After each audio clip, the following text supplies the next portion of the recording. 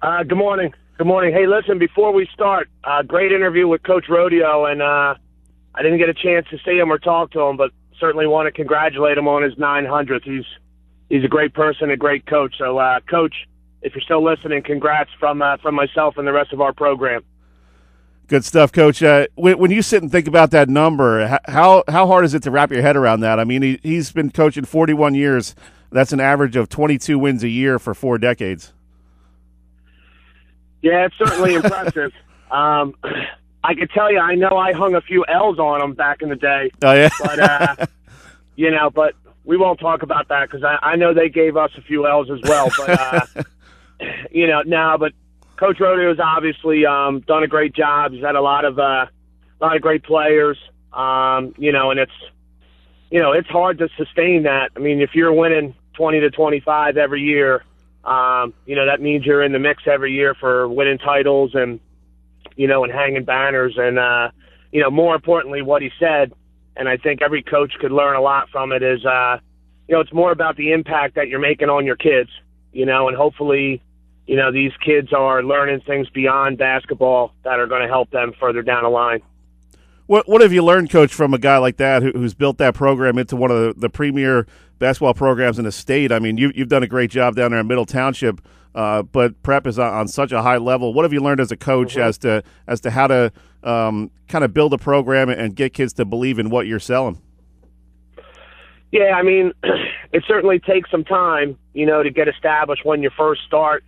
I know when every young coach starts, and I was no different than any others. I can remember Coach Baracco telling me it's going to take 4 years to kind of establish how you want to run your program and what you want to do and how you want to play. And, naturally no young coach wants to hear that. But it's the truth. And, I think the big thing for Coach Rodeo is obviously, it's having success and then being able to sustain it, and holding yourself to a certain standard every year, holding your kids, regardless of what kind of group you have, whether you're young, experienced, big, small, doesn't matter. You hold your kids and you hold your program to a certain standard, and then obviously you adjust with the times and you adjust with your personnel as you go. So, from all the coaches that have been coaching for a while, I've always just been impressed with, if you watch them, it's kind of every year sometimes is a little bit different because they know so much about the game and really is, you can't coach the same way all the time. You have to adjust and you have to, coach to your personnel, and that's certainly what he's done for a while. And, Coach, one of the funny things was after the game, I was talking to his wife, Bonnie, and I was kind of asking her, how long is he going to keep coaching? He's been at this for 41 years. Don't you want to spend some time with him, go on vacations, things like that? And she's like, no way. He'd drive me crazy if he wasn't coaching basketball. Yeah, I think my wife might tell you the same thing, I think I told my wife I was retiring 5 years ago. But, you know what? Probably what goes unnoticed to the common person is the amount of sacrifice. And, again, Coach Rodeo talked about the time, and the season, the season really is the fun part. It's the off season that's the hard part. It's the off season that, is challenging, getting your kids in the gym with, everything else that they're involved in. And, what kind of gets lost in the shuffle sometimes is how much sacrifice everyone makes, not just the coaches, but, how much sacrifice everybody makes away from their families to really for one common goal, and that's to have a successful program. And then obviously as a coach is to try to impact your kids as much as you can. So listen, I tell people all the time, I'm so blessed to have such a great support system with my family. And, my wife is the best.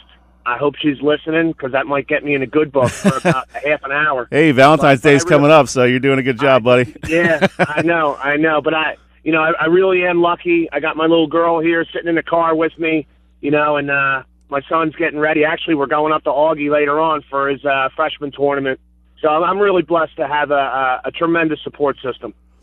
That's one thing I don't think people really understand enough, especially the parents and the kids and stuff like that, is they just see you as the coach. And but you obviously have your own family, and it can be tough. I mean, you see guys like John Napoli over at Mainland, very successful soccer coach, wins the South Jersey Championship and kind of steps down because he didn't want to miss his kids' high school careers. So it can be a tough thing to navigate when you do have kids that get into high school age, and you obviously still want to coach, but you want to be able to watch their games as well and support them. Yeah, it's certainly a challenge, and I'm kind of at a crossroads now a little bit with that boat, because my son is a freshman, and last night is a perfect example. So I'm over at Wildwood Catholic at 4 o'clock, getting in the first half of his game, and then flying over to Middle to coach my game, and then they're doing the same thing. As soon as his game's over, it's everybody get in the car and get over to Middle yep. to watch my game. So it is, it's a little bit of a rat race, and there is some sacrifice involved, but at the end of the day, everybody has to give up time to help everyone. And, again, my wife is great. I think my kids know that, I support everything they do. I try my best to get to my daughter's swim meets, and it's nice, our AD is very flexible with our practice schedule, so I can work some things around to make sure we get done, so I can get to my kids' stuff. And don't forget, the rest of my coaches have kids as well, right. So we're all kind of trying to figure it out as we go and doing our best.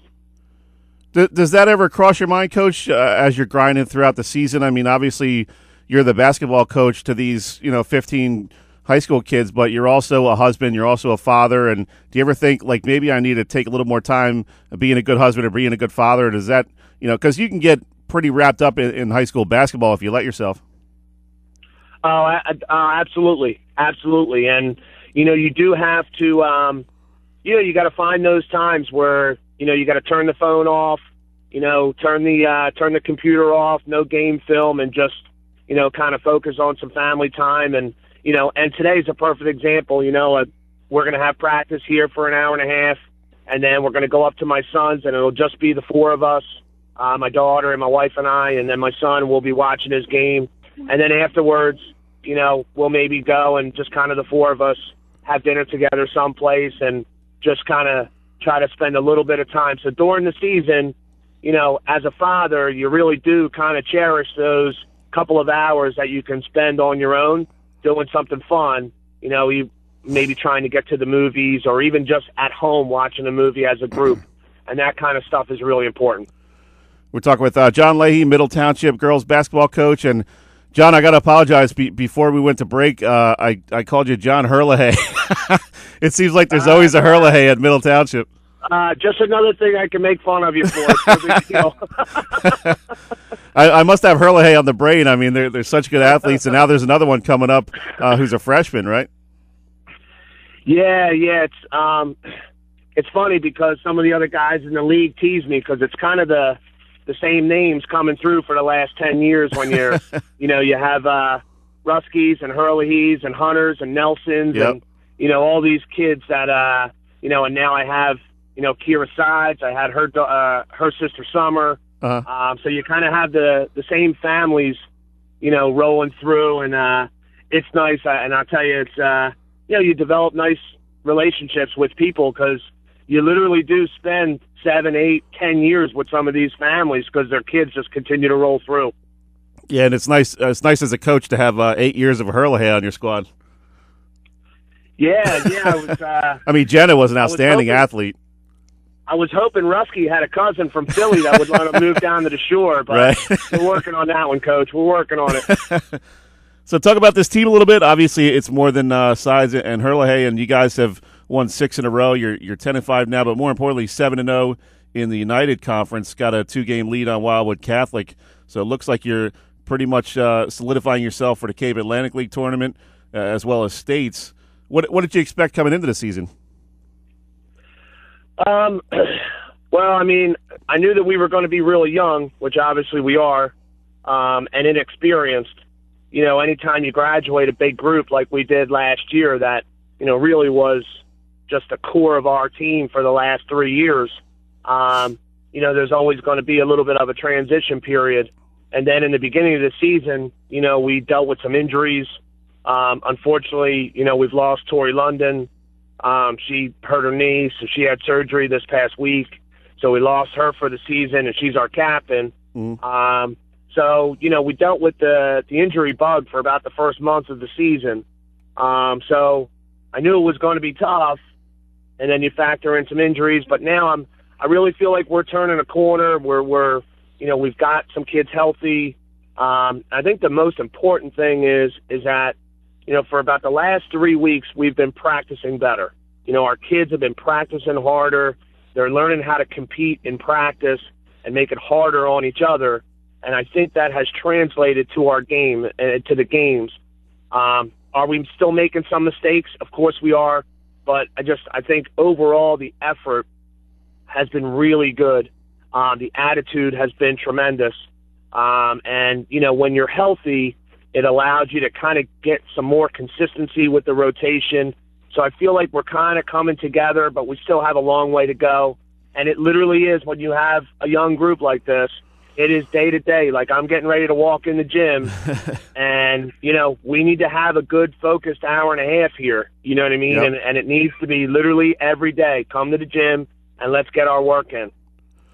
Coach, real quick before we let you go, just looking at the Cape Atlantic League standings, and, you got 6-7 teams with double-digit wins. Cedar Creek's in fourth place in the National Conference. They're 10-4. So this Cape Atlantic League tournament coming up is going to be, I think, wide open. There's a lot of good teams. ACIT's in third place in the American. They got 10 wins. Yeah. I mean, certainly, the top part of our league is really strong. And obviously you have Mainland, who I think are the most well-rounded team. I think Coach Betson does a great job with his group. You're always going to have Ocean City. I think Paul's the best coach in our league, and his kids do a great job. And then, like you said, you throw in everybody else. My buddy Jason Kessler, I'm so happy that he's doing well, and his team. I mean, we play them tomorrow. It's going to be a tough game, but people forget that that team hadn't won a game when Jason took over. And what he's done with that program, I'm really happy for him and his kid and his kids. And then you throw in all those other teams, like you mentioned, Cedar Creek, don't forget Holy Spirit. Atlantic City's won 4 in a row.